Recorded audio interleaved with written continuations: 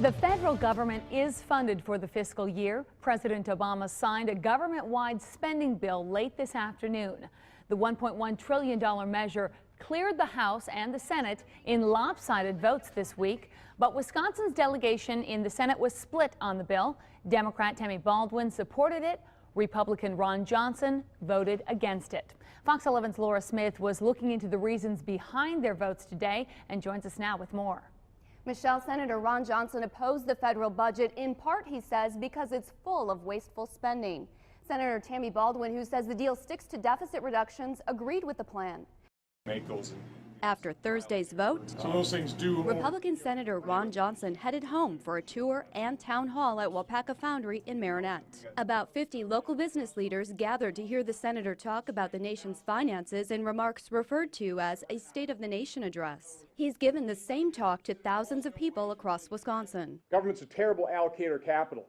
These economic models don't work. Johnson says irresponsible spending is why he voted no on the $1.1 trillion budget deal. He says numbers show lawmakers must start removing waste from federal programs. We have 50 jobs training programs within the federal budget.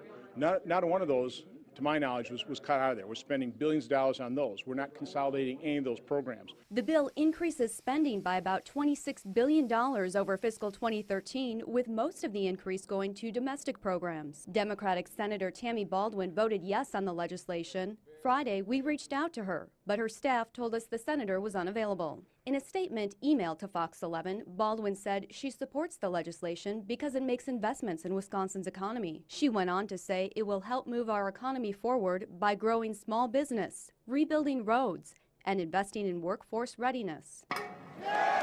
Baldwin says Wisconsin will see other benefits, including funding for 2 new littoral combat ships to be built at Marinette Marine. In addition, the FAA will no longer face budget constraints that threatened air traffic control furloughs and the potential closure of contract towers across the country, including 8 in Wisconsin. But Johnson says he just couldn't stomach the nearly 1,600-page bill given the time to consider it. I couldn't look Wisconsinites in the eye and go, yeah, I know exactly what I'm voting on here.